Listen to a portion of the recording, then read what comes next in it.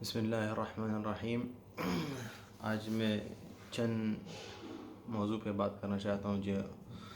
جو مجھے تقریباً دن میں کئی بار نظر آتا ہے، تو میں نے سمجھا آپ سب کے ساتھ شیئر کر لوں، اور ہو سکتا ہے اس بات سے کسی کو اللہ ہدایت بھی دے۔ تو بات یہ ہے کہ ہم اپنا موضوع تقریباً 5 باتوں سے شروع کریں گے۔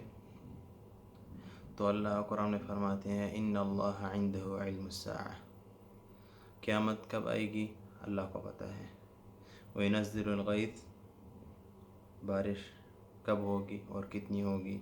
یہ بھی اللہ کو پتہ ہے۔ وَيَعْلَمُ مَا فِي الْأَرْحَامِ، یعنی ماں کے رحم میں بیٹا ہے یا بیٹی تو آج کل پتہ چل جاتا ہے، لیکن نیک ہے یا نہیں، اندھا ہے بہرا ہے، جو بھی ہے اللہ کو پتہ ہے۔ وَمَا تَدْرِي نَفْسٌ مَاذَا تَكْسِبُ غَدًا، کل ہم کیا کھائیں گے، یعنی کسی نفس کو یہ پتہ نہیں کہ کل لوگ کیا کھائے گا، صرف اللہ کو پتہ ہے۔ وَمَا تَدْرِي نَفْسٌ بِأَيِّ أَرْضٍ تَمُوتُ، وہ کہاں اور کیسے کب مرے گا یہ بھی اللہ کو پتہ ہے۔ تو آج کل ہمارے نوجوان نسل بھی تقریباً دین کے راستے سے تقریباً ہی ہٹ چکا ہے۔ آپ اگر نماز پڑھنے مسجد میں جاؤ تو آپ کو اگر نماز ختم ہو جائے، آپ پیچھے موڑ کے دیکھیں، آپ کو تقریباً 8 سے 9 ہوئی نوجوان نظر آئیں گے، باقی پورے بزرگ ہی بزرگ ہوں گے۔ تو اللہ معاف کرے، تقریباً مسجد میں نمازوں کی تعداد بس کم ہوتی جا رہی ہے، کیونکہ ہر مہینے میں صف میں تقریباً 10 سے 12 لوگ کم ہوتے ہوئے نظر آتے رہیں گے۔ اگر یہ سب معاملہ چلتا رہا تو اللہ نہ کرے تو کل مسجد ویران پڑے رہیں گے، تو نماز پڑھنے والے کوئی بھی نہیں بچے گے۔ تو ہمارے علماء اللہ ان کو لمبی عمر دیں، مفتیان اکرام بھی ماشاءاللہ ہر چیز کے اوپر بات کرتے ہیں، لیکن آج کل ہمارے نوجوان جو نسل ہے وہ صرف ان کو انٹرٹینمنٹ کی طرح سنتے ہیں، اس کو بالکل توجہ دیتے ہی نہیں، بس سنتے ہیں اور بات ختم، یعنی بالکل توجہ نہیں دیتے۔ اور تو میں والدین سے بھی یہ گزارش کروں گا، اپنی نماز کی بھی خیال رکھیں اور بچوں کو بھی مجبور کریں تاکہ مسجد میں آ کے نماز پڑھنا شروع کر دیں۔ نبی علیہ الصلوۃ والسلام نے ایک بار فرمایا، اگر میں چاہتا تو میں لوگوں کو کہتا کہ ان گھروں کو جلا دو جو لوگ گھر میں نماز پڑھتے ہیں، اگرچہ اس کا بچوں اور عورتوں کا خیال نہ ہوتا۔ تو سوچیں کتنی بڑی بات ہے، اور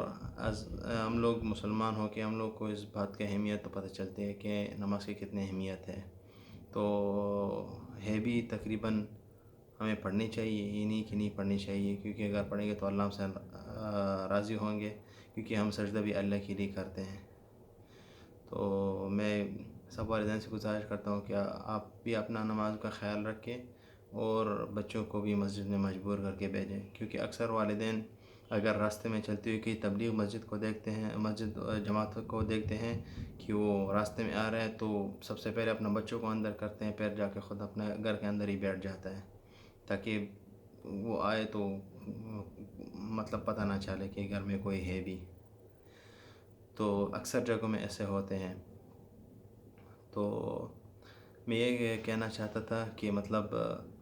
اگر ہم اپنے ہر گھر میں سے کوئی 1 یا 2 جو بچے ہیں وہ اللہ کے راہ میں قربان کرے، وہ ایسے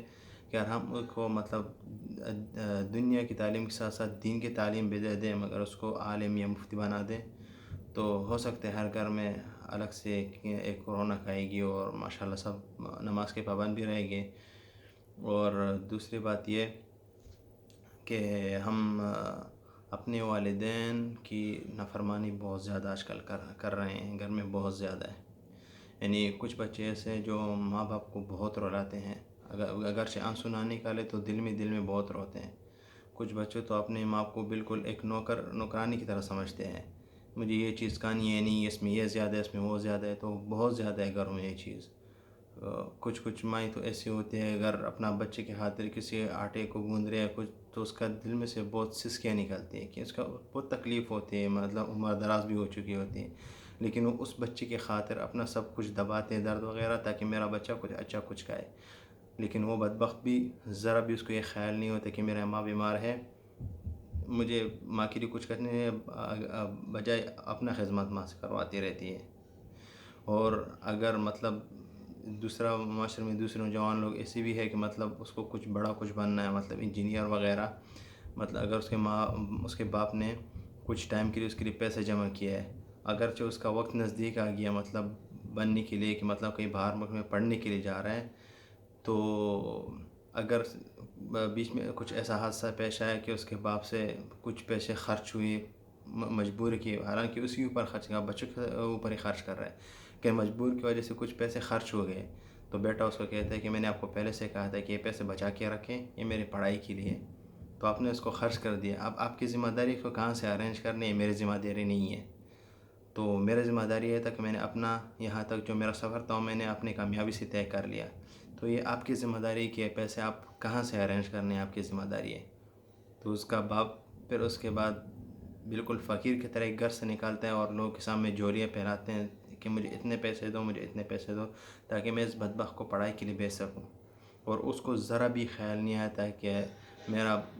باپ لوگوں کے سامنے اور میرے لیے ہی جولی پہنا رہا ہے، اس کا پیٹھ پیچھے وہی بچہ ابو کی پیٹھ پیچھے باتیں کرتے رہتے ہیں کہ اس کے پرانے زمانے کی سوچ ہے، وہ اگرچہ وہ بھول جائے اس بیٹے کو اسی نے بچپن سے پالا ہے، اس وقت اس کو ذرا بھی خیال نہیں آیا کہ میرا باپ کا پرانا ہی خیال ہے، پرانا سوچ کے مطلب وہ جب کہتا رہا تو کبھی اس نے ایسے نہیں کہا کہ میرا باپ کا پرانا خیال ہے، وہ خوشی سے کہتا رہا، اس نے جو بھی مانگا کیسے بھی مانگا، باپ نے کیسے بھی کر کے اس کو دلایا، تو باپ نے اس کو ہمیشہ سر کے اوپر رکھا ہے، لیکن آج وہی بیٹا باپ کے سر کے اوپر اپنا پیر رکھ رہا ہے، باپ کو تکلیف دے رہا ہے، بے شک باپ اس کے سامنے کچھ ظاہر نہ کرے، لیکن اندر ہی اندر اتنا ٹوٹ جاتا ہے وہ کہ اس کا کوئی لمٹ نہیں ہے، یعنی وہ اگر اپنا منہ سے بیان نہیں کر سکتا ہے، لیکن ایک دن ضرور آئے گا کہ اللہ کی پکڑ آئے گی، جب اللہ کی پکڑ آتا ہے نا تو پھر کوئی اس سے نہیں چھوٹتا ہے۔ تو میں نوجوان سے کہتا ہوں خدا کے لیے اپنا جو تم لوگوں نے جو کنسیپٹ بنایا ہے نا وہ چھوڑ دو، کیونکہ اوپر جو بادشاہ بیٹھا ہوا ہے نا اگر اس کی پکڑ آ گئی پھر ہم کوئی نہیں اس سے چھوٹ سکتے ہیں۔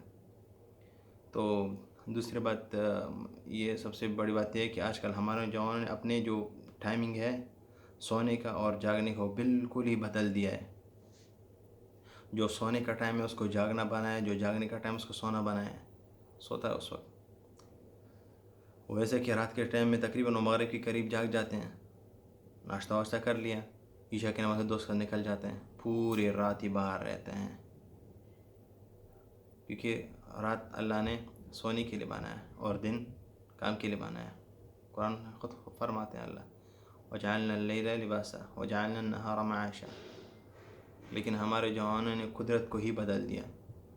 یعنی قدرت نے جو چیز رکھی ہے اس کو ان لوگوں نے الٹا کر دیا، جو قدرت کا چیز الٹا کرتے ہیں تو اس کا تو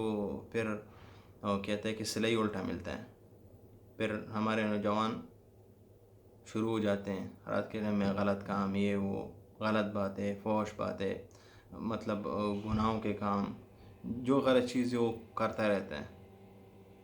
کیونکہ کچھ نوجوان کہتے ہیں نہیں ہم تو ایسے نہیں ہیں، ہم دوست کے ساتھ بیٹھتے ہیں، وہ کرتے ہیں ہم نہیں کرتے ہیں، لیکن کہتے ہیں کہ جس مجلس میں بیٹھو گے دھیرے دھیرے وہی رنگ تیرے اوپر بھی چڑھنا شروع ہو جائے گا۔ تو وہ لوگ کیا کرتے ہیں صبح تقریباً نماز کے قریب آ جاتے ہیں اور اذان سے آدھا ڈیڑھ گھنٹہ پہلے سو جاتے ہیں، جب اذان کے صدا شروع ہو جاتے کہتے ہیں حی علی الصلاۃ، تو وہ نوجوان مسجد میں پھر نہیں آ سکتا ہے، کہتے ہیں کہ میں پورا رات جاگا تھا میں سو رہا ہوں۔ اگر اس نوجوان کا صبح کے ٹائم میں کچھ کام ہو، اگر اس کا موبائل کا الارم آپ دیکھیں نا صبح 7 ساڑھے 7 کا لگایا ہوگا اور رات کو اتنا جلدی آیا ہوگا سویا ہوگا کہ مجھے کل صبح اٹھنا ہے، فلاں کام ہے میرا یا فلاں دوست کا میرا ایک کام ہے، اس کے لیے اٹھے گا، لیکن جو اوپر جو بیٹھا ہوا ہے جو بلا رہا ہے کہ حی علی الصلاۃ، آؤ نماز پڑھنے کے لیے، حی علی الصلاۃ، تو بندہ نہیں حاضرتا ہے۔ تو سوچ اگر ہمارے معاشرے میں یہ چیز پھیلتا رہے تو سوچ ہم لوگ کتنی گناہ کی طرف جا رہے ہیں، اور آج کل ہم پھر بولتے ہیں کہ فلاں وبا آئی، فلاں آئی، یہ مرض آ گیا ہو گیا، تو یہ ہماری سب کی ادھر ہے۔ قرآن میں ایک جگہ اللہ فرماتے ہیں وَمَا أَصَابَكُم مِّن مُّصِيبَةٍ فَبِمَا كَسَبَتْ أَيْدِيكُم،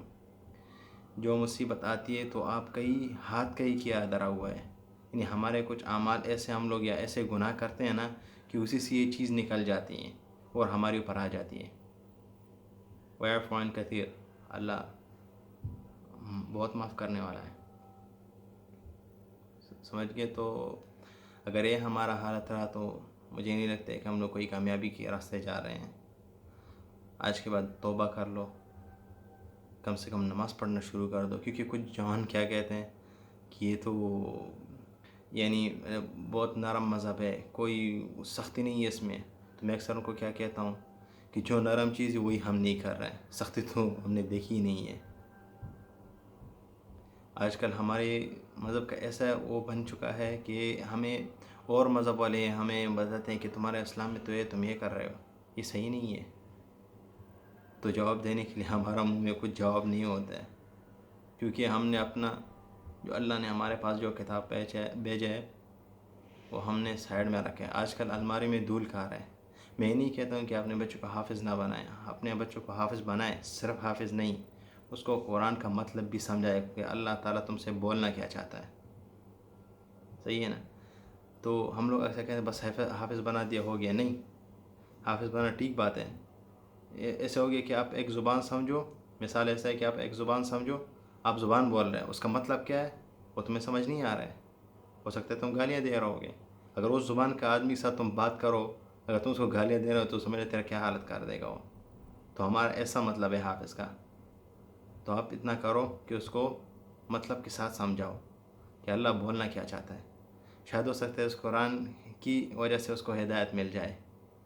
مطلب آگے اس کو لوگوں کو سمجھا سکتا ہے کہ یار اللہ ہم سے یہ کہہ رہے ہیں، اللہ ہم سے یورپ میں کئی جگہ ایسے ہو چکا ہے کہ مطلب لوگ نماز سے نکلتے ہیں، ان سے پوچھتے ہیں آپ نے نماز پڑھا ہوتا ہے؟ ہاں میں نے پڑھا۔ اچھا اللہ نے نماز کیوں بھیجا؟ یا اللہ تم سے نماز سے کیا کہلوانا چاہتے ہوتے؟ مجھے پتہ نہیں ہے۔ پھر کبھی کبھار وہ لوگ امام کے پاس جاتے ہیں، امام صاحب کو پکڑ لیتے ہیں کہ آپ نماز پڑھا؟ ہاں میں نے پڑھا ہے۔ اچھا نماز کیا؟ اللہ کی عبادت ہے، وہ ٹھیک ہے، لیکن اللہ کہنا کیا چاہتا ہے؟ تو اکثر ان کا بھی یہ جو ہوتا ہے ہمیں پتہ نہیں ہے۔ تو ہمارا دن کا ایسے مذاق بن جاتا ہے۔ میں خود کوئی عالم یا مفتی، میں نے حد تک اسکول تک نہیں پڑھا ہے، لیکن اگر سچے دل سے ایک چیز تم کرو نا، اللہ اس میں تم کو آسانیاں پیدا کرتا ہے۔ ہمیں دین کے قریب جانا چاہیے، دین سے دور نہیں۔ آج کل ہمارے نوجوان گانے سنتے ہیں، شوق سے سنتے ہیں،